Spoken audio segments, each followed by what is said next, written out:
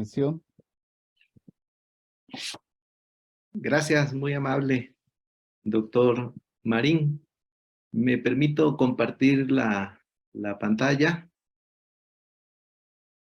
¿Sí se ve bien? Muy bien, pues vamos a platicar el día de hoy con ustedes bajo el tema de la competencia digital, ese tramo que hay del diseño curricular a la innovación educativa. Por supuesto, agradezco a la Universidad Autónoma del Estado de Quintana Roo la invitación, especialmente al seminario temático del Cuerpo Académico de Competencias en la Era Digital. Y pues vamos a desarrollar este tema a través de 3 ejes. En un primer momento hablaremos de la innovación educativa en torno a sus distintos ámbitos. Posteriormente, pues hablaríamos del diseño curricular y finalmente entraríamos al tema de la competencia digital. Por supuesto, no son 3 ejes separados, sino van interactuando continuamente. Respecto de lo primero de la innovación educativa, hay múltiples definiciones de innovación educativa. Algunas ponen el énfasis en los conceptos, otras ponen el énfasis en el proceso, o se pone el acento en la cuestión de lo instrumental. Pero también algunos señalan ese cambio que hay o que se produce cuando se genera una innovación educativa. Es decir, pasar de lo rutinario a una ruptura del equilibrio y entrar a un nuevo estado, a una nueva realidad, pues implicaría un momento de innovación educativa. También es recurrente aludir a un cambio, pero un cambio que sea significativo, no cualquier introducción de un elemento en el proceso educativo necesariamente significa una innovación educativa. También se habla en las definiciones de innovaciones que logran ciertos ajustes a debilidades que están sucediendo en la educación, o también innovaciones de mayor envergadura que implican una transformación. También se reconoce en las definiciones de innovación educativa la necesidad de que ésta se convierta en un proceso. Por lo tanto, no solamente se trata, hablando de la competencia digital, que es el tema de interés de este cuerpo académico, la innovación educativa no solamente es introducir una tecnología, habría que ver todos los elementos que interactúan en el proceso para que la podamos reconocer como tal. La idea de cambio, la idea de solución, todo eso siempre está presente en las definiciones sobre innovaciones educativas. Les dejo aquí una compilación que hace un autor distinguido, clásico del tema de innovación educativa, que se apellida Barraza, con el fin de que ustedes puedan identificar cómo a lo largo del tiempo, a lo largo de los autores, se están poniendo énfasis diferenciados en la cuestión de la definición de la innovación educativa. También más recientemente, lo veremos muy continuamente a lo largo de esta presentación, Sánchez Mendiola, que tiene a su cargo un área de innovación educativa en la UNAM, la Universidad Nacional Autónoma de México, define la innovación como un proceso donde se ingresa algo nuevo, algo diferente, dentro de una realidad que ya existe. Y esa introducción de algo nuevo es para cambiar, para transformar o para mejorar dicha realidad. Entonces, esto nosotros lo podemos identificar en los diseños curriculares y por supuesto que lo tendríamos que reconocer en todo lo que tiene que ver con las competencias digitales. Cambiar, transformar o mejorar. También en este sentido de la innovación educativa, hay una serie de principios que es necesario reconocer. Número 1, la innovación educativa se produce si es planeada. No es algo que va a suceder de manera fortuita. También tiene un conjunto de etapas o se siguen o se han identificado quienes estudian los procesos de innovación al interior de las instituciones educativas, un conjunto de pasos por los que va transitando las innovaciones educativas. No todas siguen las mismas etapas o siguen los mismos pasos, pero sí hay unas que más o menos se reconocen como estables. Y por otro lado, pues también hay diferentes tipos de innovaciones educativas. Y otro principio es que se consolidan más las innovaciones educativas que se gestan abajo, me refiero a abajo en la base con los profesores, que las que provienen de arriba, de la parte directiva. Entonces hay mayor probabilidad de éxito de una innovación educativa cuando un conjunto de profesores, una academia, un cuerpo académico se pone de acuerdo para realizar X eje de trabajo, que si lo envía el directivo académico, el secretario académico, el rector o alguna institución superior. Entonces, las posibilidades de consolidación de la innovación educativa reconocen en general algunos de estos principios. También en esta liga que les presento ahí, que les dejo para que ustedes puedan leerlo con mayor detalle, se reconocen distintos tipos de innovaciones educativas. Por ejemplo, la disruptiva, la revolucionaria, la incremental y la que promueve pasos de mejora continua. No me voy a detener en explicarlo. Yo creo que el puro nombre o el puro concepto de la tipología nos va dando los elementos para poder tener un primer nivel de comprensión. Ahora en educación hay un movimiento muy fuerte encabezado por el español Juan Domingo Farnós sobre la educación disruptiva. También es importante reconocer que el cambio que se produce en el aula, ¿sí? O cualquier cosa que se incluya, no solamente tiene que ver con el recurso digital, y eso no sería necesariamente una innovación en sí misma. Es decir, si llegamos con un nuevo software al aula, pues los estudiantes podrán aprender algo de ese software o de esa tecnología, pero no necesariamente eso ya podrá ser una innovación educativa. También es importante mencionar la intencionalidad, la programación, el diseño, la preparación, así como el compromiso de los actores. Eso es clave para que se pueda producir una innovación. Y por supuesto, podemos reconocer que ya se produjo una innovación cuando tenemos mayor calidad de la educación o cuando tenemos mejores aprendizajes. Digamos que el parámetro mayor para poder identificar las innovaciones educativas sería la apuesta por la calidad de la educación o la apuesta por la formación integral, los aprendizajes, etcétera. Y todo eso tiene que ver con el diseño curricular, como lo vamos a ver a continuación.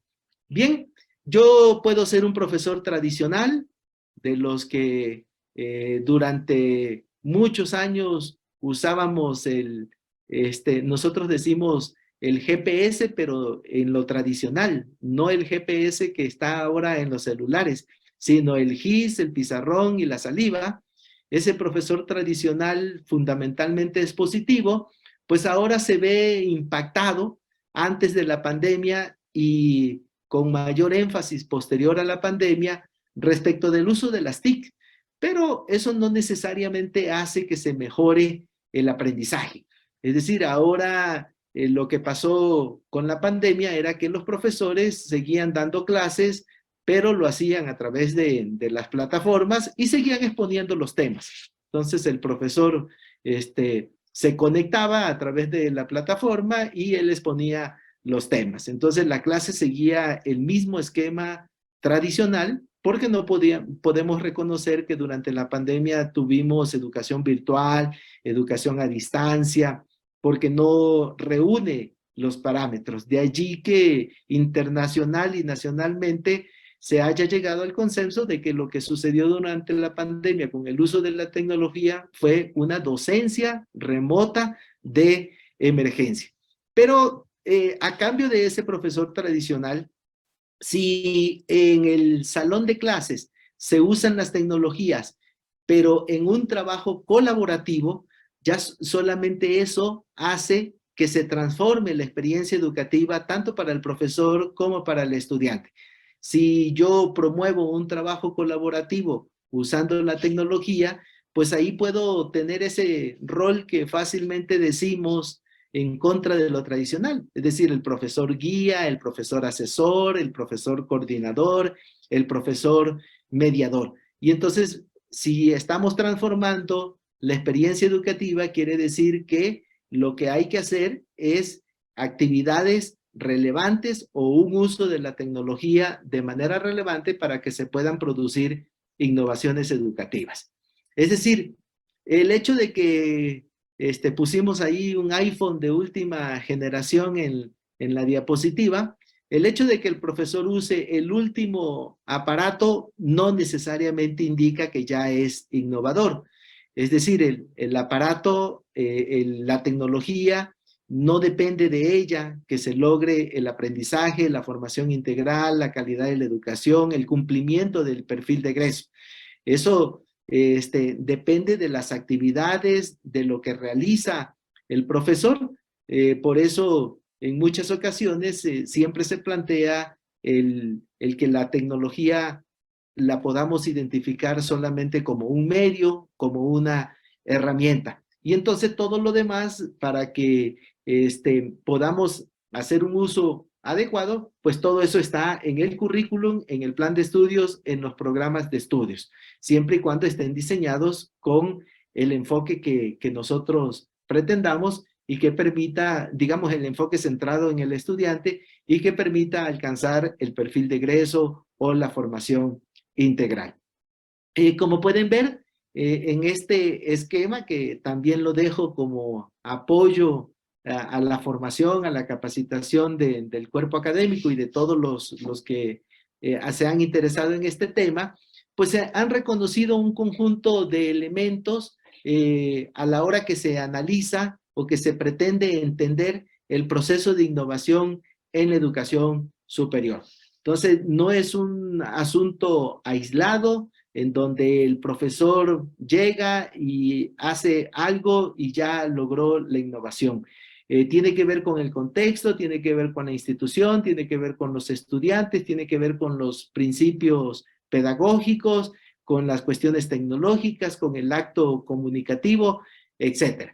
Entonces, hay quienes se dedican a investigar los lugares donde se realizan buenas prácticas, donde se generan innovaciones educativas y son capaces de identificar un conjunto de elementos y representarlos como lo hace este autor en esta figura.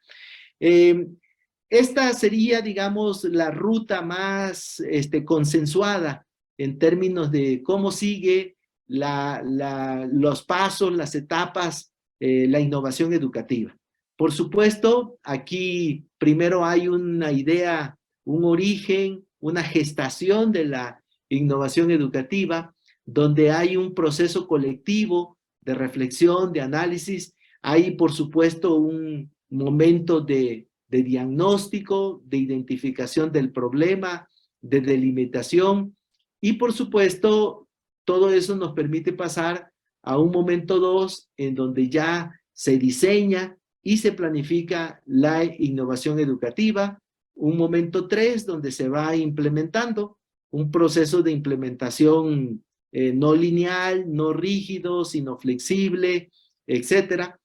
Por supuesto que durante la implementación, durante la planeación, se consideran los elementos para poder evaluar esa innovación que se pretende, y posteriormente se tiene que lograr la consolidación de la innovación educativa, es decir, una evolución progresiva. No se trata de, a menudo en ciertos congresos, los profesores presentan experiencias porque trabajaron un semestre, hicieron con los alumnos unas infografías y ya lo catalogan como innovación educativa. Por supuesto que estaría muy lejos de poderse consolidar como tal, aunque en ese semestre, al usar la infografía, los alumnos hayan obtenido un mejor aprendizaje o las infografías hayan estado usando software o paquetería de última generación, eso no necesariamente quiere decir que ya se consolidó a nivel institucional la innovación educativa. Como pueden ver, el panorama, las aristas, las tipologías, las definiciones, la investigación en torno a la innovación educativa es bastante amplia, pero podemos reconocer un conjunto de elementos y con lo que yo he traído aquí a colación o con lo que he mencionado, pues nos permite ver que esa innovación educativa tendría que partir, tendría que estar en lo que nosotros le llamamos el diseño curricular. No puede ser que yo tenga un diseño curricular rígido, tradicional, disciplinar, y que los profesores gesten innovaciones educativas. Lo pueden hacer porque irían en contra de lo establecido, porque no satisface sus necesidades. Pero qué mejor que el diseño curricular, en tanto la propuesta de proyecto educativo para una formación de una determinada carrera, qué mejor que el diseño curricular, los programas de estudios, contengan elementos de innovación educativa. Entonces eso permitiría que al interior de la institución sea más claro este proceso y se dinaminen los trabajos colectivos de las diferentes academias, grupos de profesores, líneas de investigación, cuerpos académicos, etc. En torno al diseño curricular hay que distinguir dos etapas en las que normalmente están las instituciones educativas. Las etapas de diseño cuando se están creando las carreras. Es decir, puede ser que en una universidad en este momento se esté diseñando un técnico superior universitario o un posgrado y entonces diseñar una oferta educativa por primera vez tiene una lógica y tiene unas características. A diferencia de planes de estudios que tienen 20 años, 30 años, 50 años que se están ofreciendo en la universidad y que necesitan ser rediseñados, actualizados. Y el otro gran momento, además del diseño o la actualización en el plan de estudios, pues es el proceso de instrumentación. Y entonces abordaríamos a continuación algunos elementos que tienen que ver con esto del diseño curricular para poder aludir a la necesidad de incluir allí mismo las innovaciones educativas. La formación universitaria que parte de modelos basados en concepciones rígidas de contenidos como objetos primordiales de aprendizaje, eso está siendo modificado, está siendo desplazado. Es decir, esas visiones unidisciplinares de las distintas carreras, pues cada día pasa a ser cuestionada. No quiero decir que ya no hay planes de estudios tradicionales. Por supuesto que se resisten todavía a los procesos de cambio. En esta diapositiva muestro que es posible hacer diseños curriculares con enfoques distintos. Hoy muchas universidades, muchos organismos acreditadores, tanto de licenciatura como de posgrado, requieren o demandan el enfoque curricular por competencias. No vamos a dar aquí una clase ni a explicar los distintos enfoques, pero sí señalar e insistir que el plan de estudios puede tener una rigidez o puede tener un enfoque curricular que sea más compatible y que pueda detonar en un mejor momento las innovaciones educativas. Como les decía, cuando uno hace el diseño de una carrera por primera vez, pues uno hace la justificación, lo que también conocemos como la pertinencia social, luego construye los objetivos y los perfiles, luego diseñas la estructura curricular y finalmente en ese plan de estudios presentas la propuesta de evaluación curricular. Eso cuando lo diseñas por primera vez. Pero cuando ya tenemos un plan de estudios que necesita ser reestructurado o que se va a actualizar, la evaluación pasa a ser la primera etapa, el primer momento.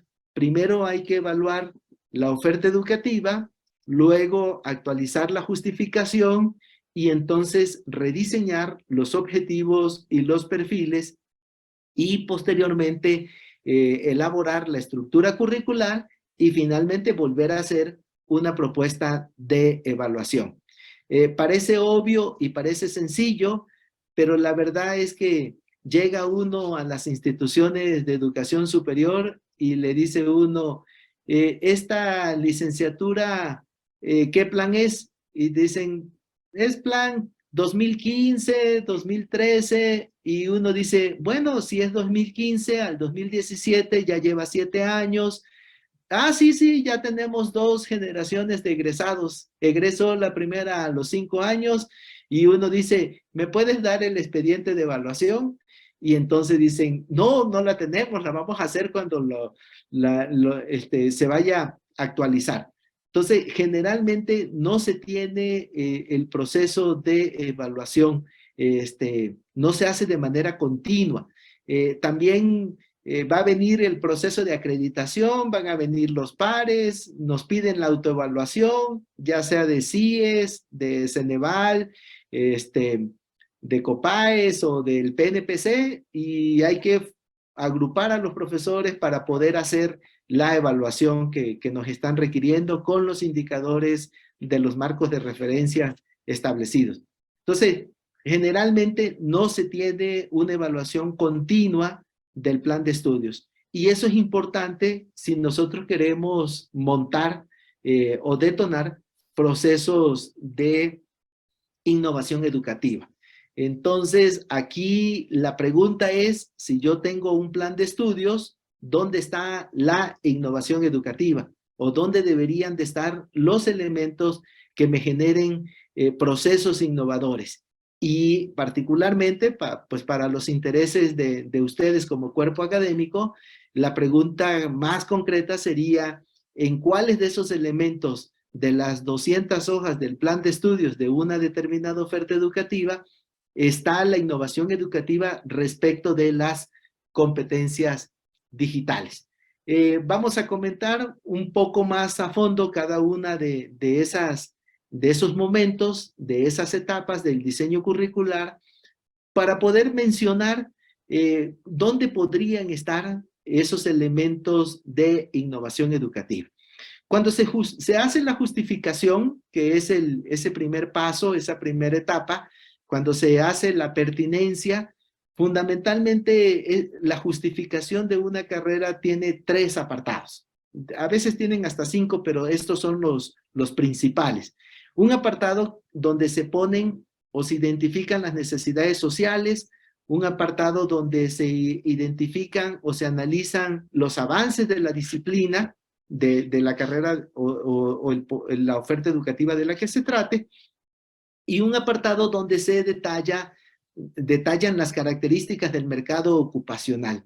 Bueno, ahí deberían de identificarse posibilidades de innovación educativa en lo filosófico, en lo teórico, en la prospectiva o en las características del empleo. Es decir, yo puedo tener una carrera X y en esa fundamentación los elementos filosóficos y teóricos me pueden ayudar a que los profesores vayan concretando las innovaciones educativas. Si, por ejemplo, en las carreras de pedagogía era importante antes de la pandemia que los de ciencias de la educación tuvieran competencias digitales, pues producto después de la pandemia esto es un imperativo. Y entonces ya los elementos de la prospectiva me dicen hacia dónde va la carrera de ciencias de la educación y por lo tanto hacia allá tendría yo, junto con los profesores, que gestar los procesos de innovación educativa. Por ejemplo, hoy el mercado de las carreras de mercadotecnia es un mercado un empleo que está marcado por las cuestiones digitales. Hoy no podemos entender mercadotecnia sin procesos de carácter digital y entonces el empleo lo está condicionando el plan de estudios y eso debería de hacer que los profesores gestaran ahí innovaciones educativas. Pero todo esto tiene que estar detonado o evidenciado en el documento escrito del plan de estudios.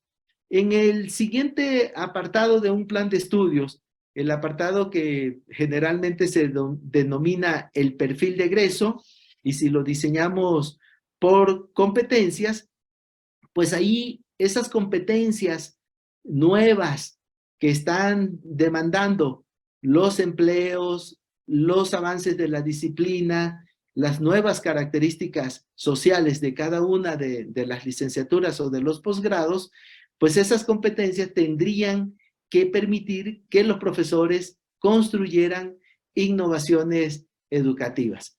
Por ejemplo, ¿qué congruencia tiene el perfil de egreso de una carrera con la justificación? Y entonces eso permitiría que los profesores pudiéramos ir construyendo innovaciones educativas. El tema es que cuando uno llega a una universidad y uno entra a una carrera, es decir, al edificio donde está una ingeniería, es muy fácil preguntar, oiga, ¿y aquí cuál es la innovación educativa de esta universidad? Y pues cuesta mucho trabajo responderla. Yo voy a la carrera de odontología y me dicen, sí, sí, aquí ofrecemos odontología, y la pregunta es, ¿y cuál es la innovación educativa de esta carrera? ¿Qué innovaciones han gestado en el último año, en los últimos 5 años? Y cuesta mucho trabajo que lo puedan responder. Alguna vez me invitaron a platicar sobre este tema en una normal que cumplía 50 años, y la primera pregunta fue, bueno, después de 50 años, en el año 49 del aniversario de esta normal, ¿cuál es la innovación educativa?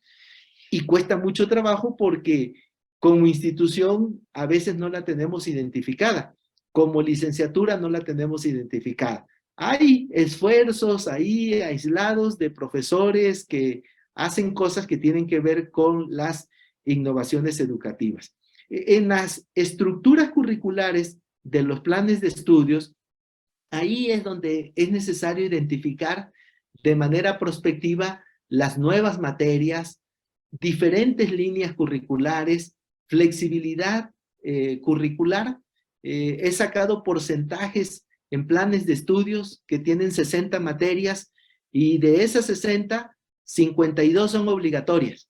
Es decir, y las otras 8 son las optativas, que hay que cursarlas, pero solamente ahí es donde tiene posibilidad el estudiante de escoger. Entonces, el porcentaje de la flexibilidad es muy bajo, porque seguimos aferrados a que si un psicólogo no lleva estadística, prácticamente no podría ser psicólogo, cuando que muchos de los psicólogos trabajarán en el área clínica y no van a producir ni a consumir estadísticas. Y generalmente si alguno se fuera a un equipo de investigación, aprender a hacer gráficas o aprender a hacer una correlación producto-momento de Pearson no sería tan complicado, y generalmente lo podría hacer a través de equipos multidisciplinarios. Entonces también en esta vinculación de las teorías y las prácticas, sigue uno viendo programas de estudios de distinto tipo, arcaicos, y que no permiten que desde ahí se puedan vislumbrar innovaciones educativas. La transversalidad curricular, pues también uno ve la carrera de medicina y uno pregunta, ¿y dónde está la transversalidad? Y no te pueden responder. Y cuando les dices, bueno, ¿y anatomía? Te dicen, no, no, no, anatomía es el punto de partida, es importante y hay que aprenderse todo en el primer semestre, y todavía orgullosamente te dicen que ahí es donde filtran, porque reprueban a muchos y filtran a los estudiantes de la carrera, ocasionando indicadores de desigualdad, etcétera, etcétera. Y entonces uno dice, bueno, y en cuarto semestre, ¿por qué no volvemos a abordar anatomía? ¿Y por qué cuando llevan traumatología y cuando llevan ginecología no se vuelve a reforzar transversalmente el asunto de anatomía? Entonces, los diseños curriculares, todos sabemos, se han convertido en islas que se llaman materias, que se llaman asignaturas, separadas unas de otras, y eso no hace o dificulta que el profesor construya innovaciones educativas durante un semestre. Y entonces, si nosotros lo pensamos de manera diferente, pues podríamos desde la estructura curricular generar posibilidades para que los cuerpos académicos empiecen a vislumbrar innovaciones educativas. Entonces, bueno, la pregunta siempre será, ¿cuál es la innovación educativa de la carrera o cuál es la aportación de la misma? Ahora, de manera más concreta, más allá del plan de estudios en sus distintos apartados, los programas de estudios de cada una de las asignaturas, la asignatura de metodología, la asignatura de estadística, dependiendo de la carrera que se trate, pues un programa de estudios tendría al menos estos elementos, sobre todo los que se diseñan por competencias. Tendrían un apartado donde van las competencias, un apartado donde van los desempeños que se van a lograr en esa asignatura, así como las evidencias, los diferentes tipos de contenidos conceptuales, procedimentales y actitudinales, en la parte de la metodología, donde están las actividades del docente o las actividades sin docente, y finalmente el apartado de evaluación.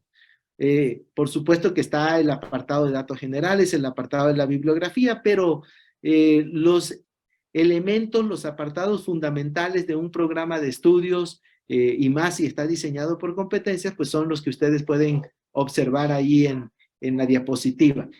La pregunta sería, ¿dónde como profesor aprendiste a elaborar programas de estudios por competencias? Y todavía seguimos encontrando en las universidades profesores que dicen, no, pues yo imparto matemáticas y llegué y el programa de estudios ya estaba elaborado. Aquí me dieron un curso y apenas estoy aprendiendo, pero por competencias todavía no sé diseñarlos. Entonces todavía hay muchos profesores que no han elaborado los programas de estudios, y menos por competencias.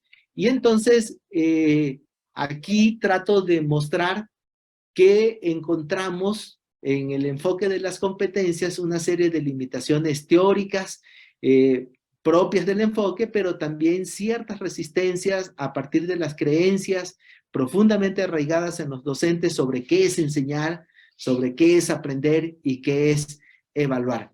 Me parece a mí, en términos de innovación educativa y en términos de las competencias digitales, que lo que está en la esfera amarilla podría ser el primer eje por el cual se podrían detonar innovaciones educativas. Por ejemplo, si yo pongo desempeños en la carrera de odontología que tienen que ver con la competencia digital, si yo pongo evidencias que tienen que ver con la competencia digital, estaremos provocando que difícilmente el acto educativo de esa asignatura se reduzca a un examen o a una cuestión memorística.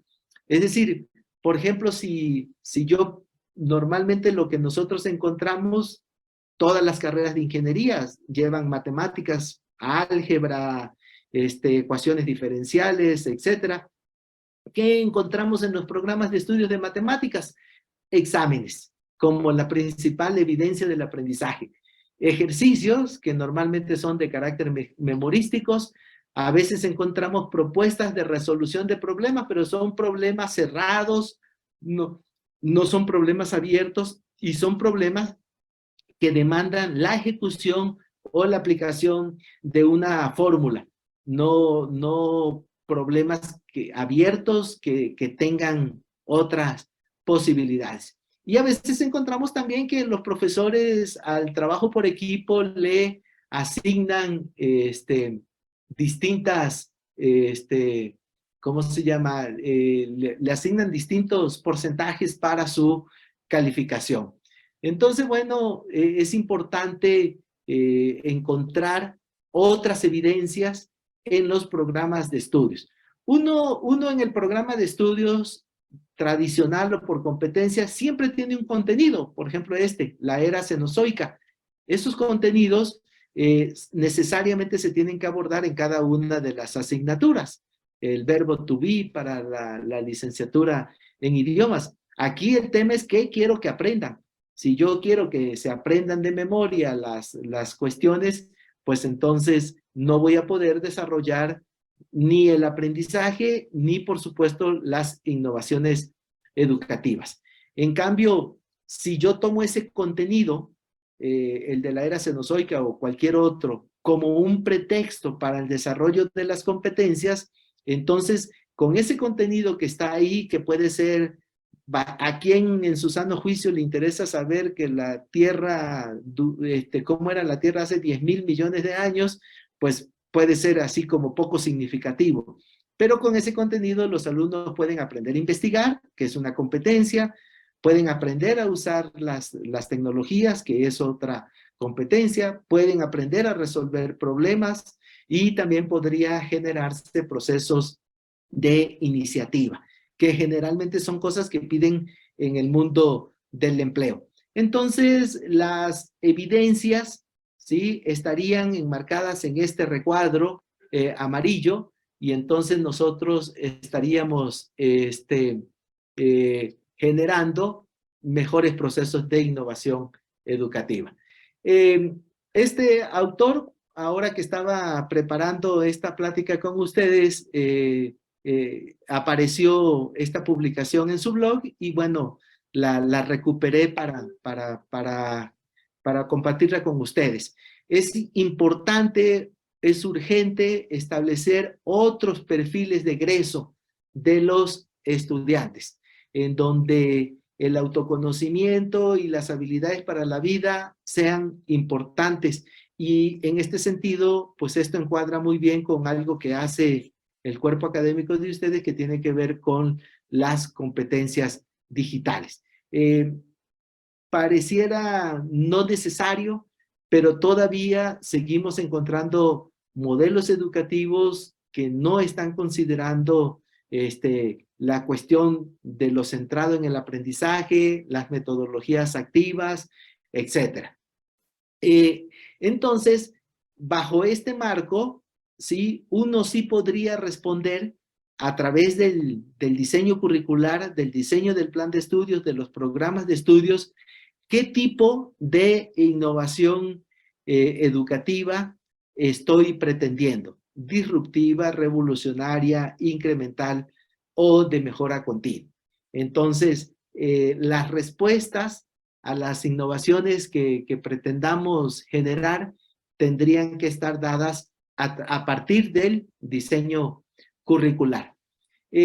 Como ya lo mencionaba yo y lo mencionan organismos internacionales y organismos nacionales, la pandemia generó un punto de quiebre, es el punto sin retorno respecto de muchas cosas para las carreras educativas, para la educación, para las ofertas educativas, para los planes de estudios, para los perfiles de egreso, pero también para el tema de las competencias digitales. Es decir, las carreras, producto del mercado ocupacional, se están transformando y mucho de la transformación pasa por tener competencias de diversa índole, entre ellas las competencias digitales.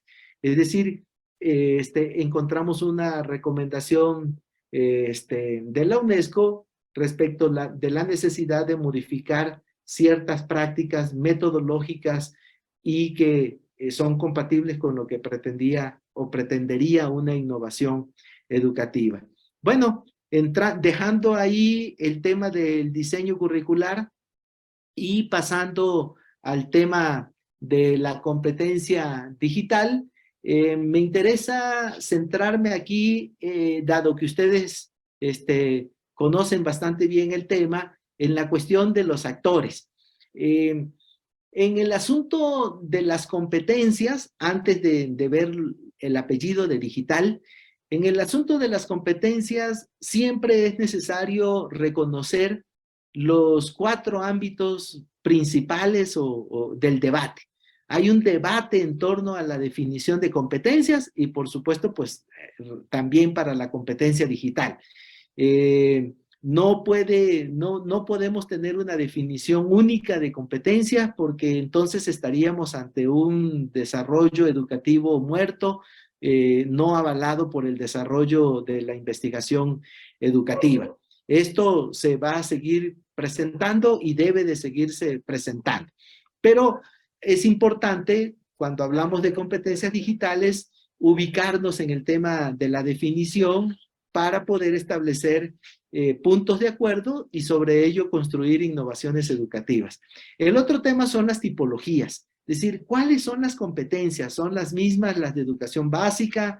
¿Son las mismas las del bachillerato? ¿Son las mismas las de educación superior? ¿Cuáles son las diferencias de competencias entre los del área de la salud con respecto a los del área de ingeniería o a los de las áreas sociales? Pero además de las tipologías, en donde para el caso de educación superior, pues hay un consenso en que sean genéricas y específicas, el tema es cómo las podemos evaluar. Estamos de acuerdo en que la competencia de investigación es una, sí, pero ¿cómo la evalúo? La competencia de toma de decisiones, sí, pero ¿cómo la evalúo?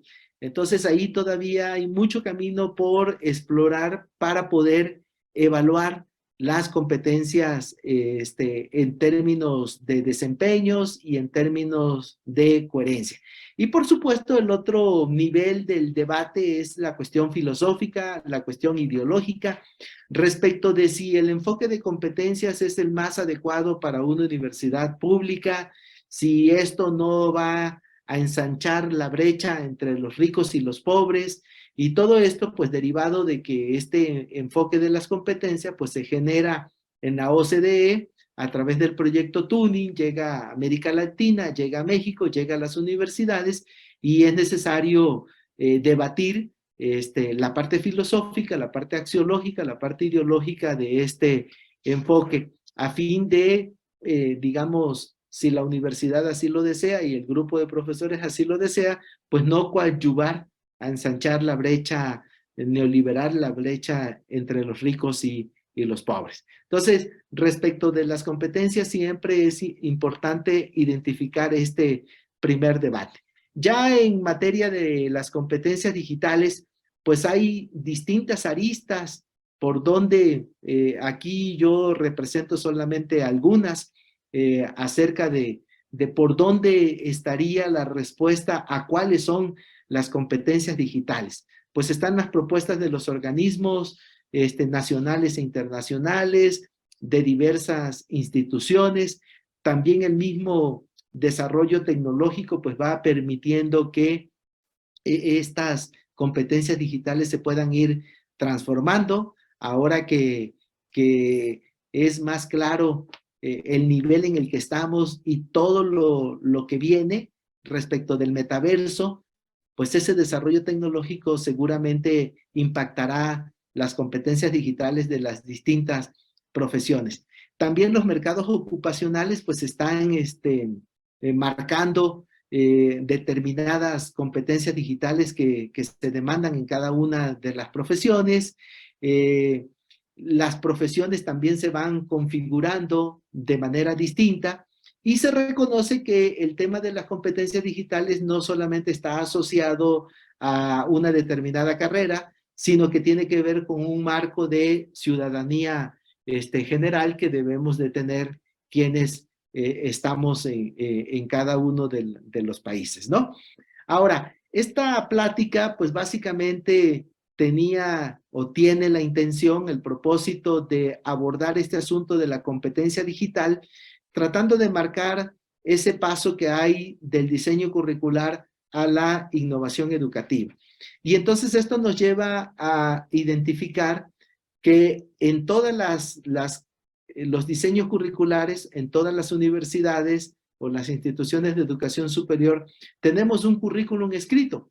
Tú llegas a dar clases a un tecnológico y te dicen, aquí está el plan de estudios, o uno entra a la página y lo puede ver. Pero otra cosa es el currículum vivido, lo que sucede en las aulas cotidianamente, e incluso hay quienes dicen otra cosa es el currículum de lo que se aprende. Entonces, en ese marco del currículum escrito al currículum vivido, pues están dos actores principales que tendrían que ver con la competencia digital, tanto las del docente como las del estudiante. Y entonces aquí, básicamente, haciendo una acotación, yo quiero hablar solamente de las competencias que el docente debe de desarrollar en el estudiante, no las competencias que tiene el docente, no las competencias que tiene el estudiante antes de estudiar o al terminar de estudiar, sino eso que sucede en el aula, eso que sucede en la interacción a partir de cada una de las asignaturas. Porque más allá de que esté o no esté, me parece a mí que si no está en lo escrito, debería de estar en lo escrito para que se pueda dar en lo vivido, y que además ahí sería el espacio, la posibilidad donde se pueden concretar de manera colectiva ciertas innovaciones educativas. Nada más como pretexto para platicarlo aquí con ustedes, me parece que esta definición del gobierno de España nos habla o nos pone en perspectiva esa magnitud que tiene la competencia digital o las competencias digitales en términos de que implica un uso creativo. O sea, no es solamente dominar y ejecutar un determinado software, una determinada herramienta que demanda la profesión de agrónomo, de biólogo, de la carrera que sea, sino que va más allá en términos de ese uso crítico, de ese uso seguro de la información y la comunicación para alcanzar objetivos no solamente relacionados con el empleo y el trabajo, sino con el aprendizaje, el uso del tiempo, e incluso la participación de cada uno de nosotros en la sociedad. Porque finalmente, en este vínculo, no nada más estamos viendo al profesor al profesor y al estudiante. A ver, ya yo creo que perdí aquí el hilo.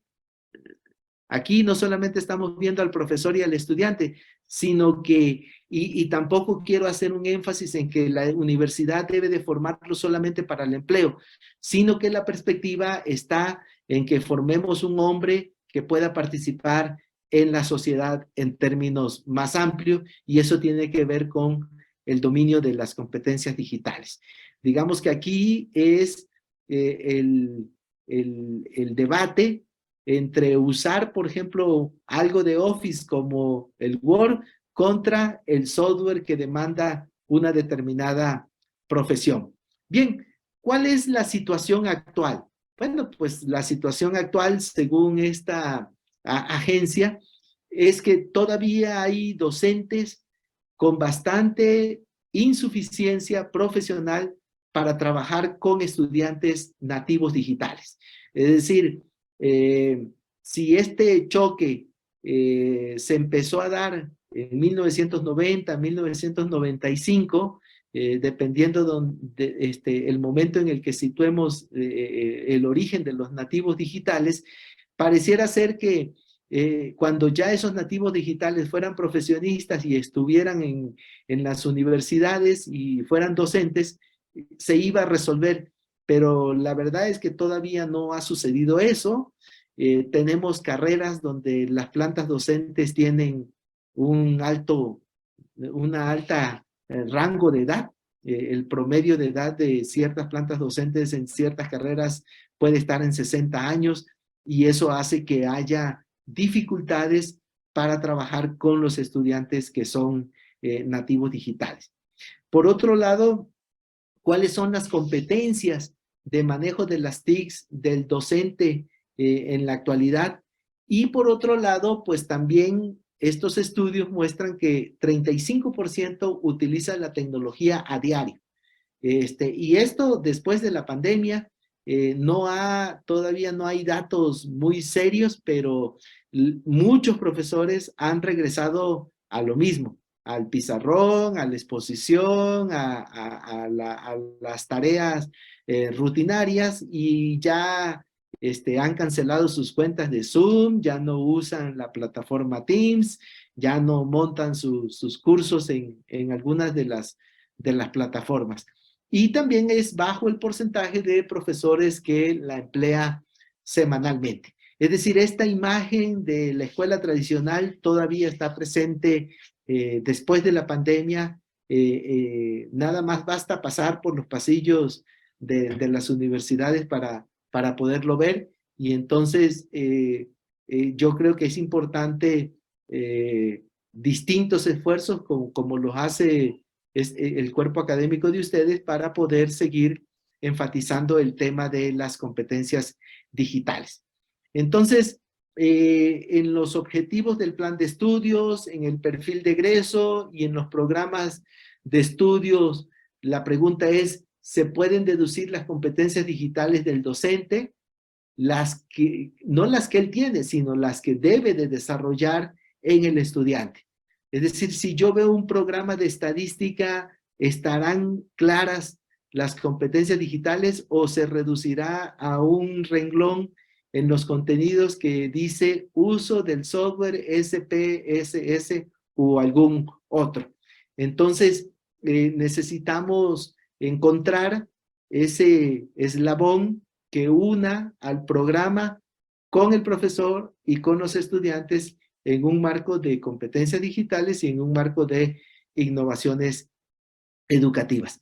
Por supuesto, los programas de estudios a nivel institucional tienen un nivel de concreción que se da en el aula, y ahí es donde podemos identificar las competencias de cada una de las carreras. Tenemos un estudio que se hizo en la Universidad Veracruzana que nos permite saber cuáles serían las competencias digitales de los geógrafos, los estadísticos, los economistas, los contadores, los administradores. Es decir, ya están identificadas por cada una de las profesiones, los matemáticos, los físicos, los químicos, y eso puede hacer que detone el plan de estudios, los programas de estudios y los grupos de profesores para no perderlas y no dejarlas a iniciativas propias, individuales, sino que esto se convierta en algo más institucional. Por supuesto, aquí están las de historiadores, filósofos, abogados, antropólogos. ¿De dónde salieron estos saberes digitales, como les denomina Miguel Ángel Casillas y Alberto Ramírez Martinel? Pues salieron de grupos con profesores que permitieron consensar cuáles serían las herramientas digitales que deben de manejarse al interior de cada una de las profesiones.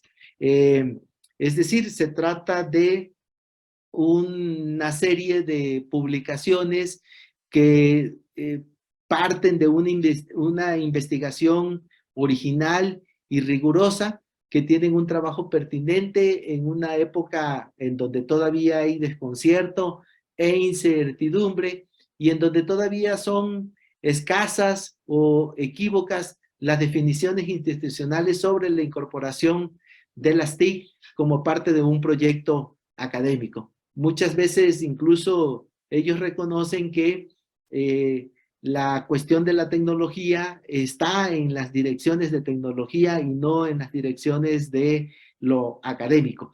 Entonces todavía para las IES la guía de la transformación digital sigue siendo un reto, y sobre eso podríamos empezar a construir las innovaciones educativas.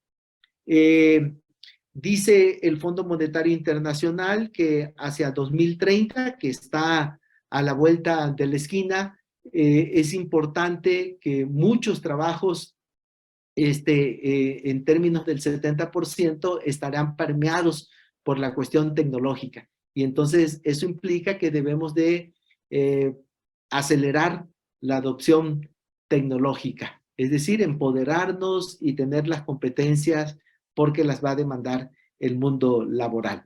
Por supuesto que la naturaleza del cambio innovador tendría que poner en el centro al estudiante y eso lo debe de hacer el profesor a partir del programa de estudios y del plan de estudios en términos de estrategias y en términos de un proceso dinámico, abierto, que permita lograr las competencias o los aprendizajes significativos. Y eso demanda un profesor diferente, un profesor que pretenda ser innovador de manera individual y de manera colectiva. Y que pueda, digamos, establecer una relación virtuosa entre la innovación, que es el proyecto, el profesor, que es el innovador, y el contexto, que es la escuela y dónde está el estudiante, con múltiples interacciones. Hay distintas metodologías que digamos, sugieren pasos como esta, en donde se puede comenzar por sustituir, se puede luego ampliar, eso en términos de mejora, y en términos de transformación, pues se pueden modificar o se pueden definir procesos y realidades en la formación de los estudiantes a través de cada una de las asignaturas. Y eso nos ubicaría en un marco de innovación educativa y entonces sí, esos grupos de rectores que están ahí reunidos en la foto podrán responder cuál es la innovación educativa de la universidad o cuál es la innovación educativa propia de cada una de las carreras. Como ustedes saben, la cuestión conceptual ha evolucionado de TICS a TAC, a TED, a PET y otras en las cuales habría que ubicarnos en términos de innovación y también pues elegir un método de innovación que tenga mejoras en el aula, pero que tenga sus respectivos indicadores, pues será una parte del proceso que cada colectivo tendrá que concretar. Por lo tanto, la definición de innovación educativa, si bien lo habíamos comentado en la primera parte, pues ya hablando del diseño curricular y ya hablando de la competencia digital, pues nuevamente caemos en la necesidad de identificarla a través de diversos aspectos, lo tecnológico, lo didáctico, lo pedagógico, la parte de los procesos y la parte de las personas. Es decir, una innovación educativa pues implica la implementación de un cambio significativo en la calidad de la educación o en los aprendizajes. Es necesario que uno vea que se puede, en términos de competencias digitales, en términos de innovaciones, se puede impactar en lo institucional, se puede impactar en lo curricular o se puede impactar en el nivel de lo didáctico. A manera de colofón, pues les dejo aquí para que sé que ustedes son estudiosos de esta temática y de este tema. Les dejo esta parte.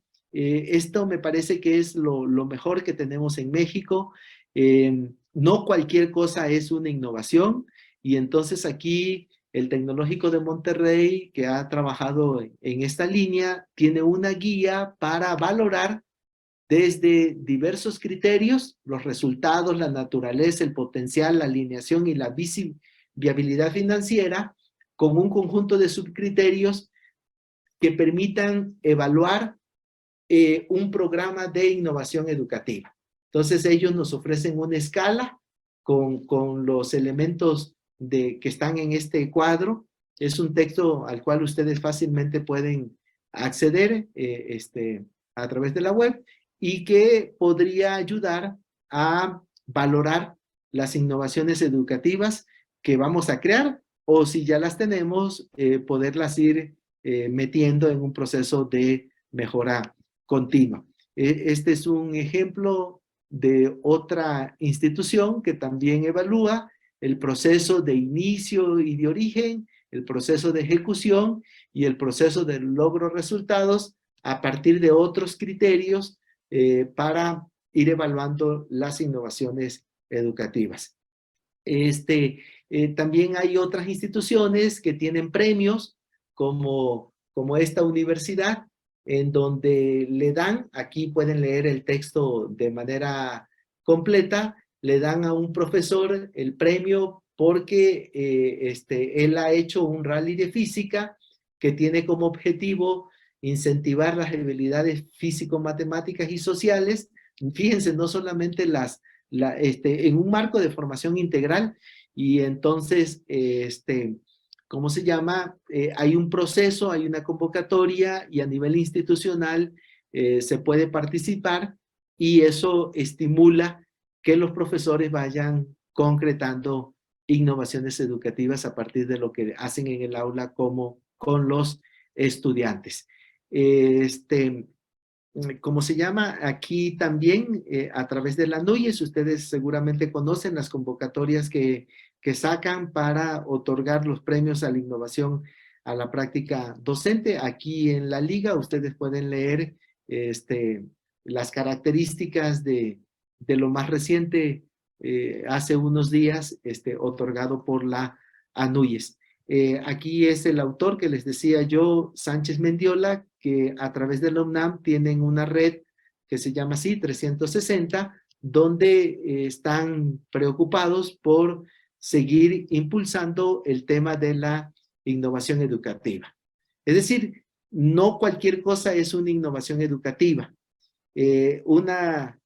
Cuando realmente se da una innovación educativa, hay cambio en las relaciones, hay cambio entre quienes aprenden y quienes participan en el proceso del aprendizaje, hay cambio en las formas de conocer, en la forma de vincularse con los objetos de conocimiento.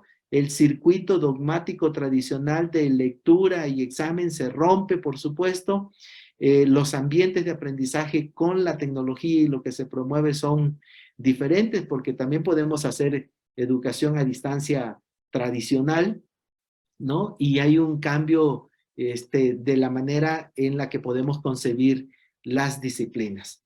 Agradezco mucho a la Universidad Autónoma del Estado de Quintana Roo la invitación y quedo a su disposición por si quieren alguna pregunta o que entablemos algún posible diálogo. Gracias.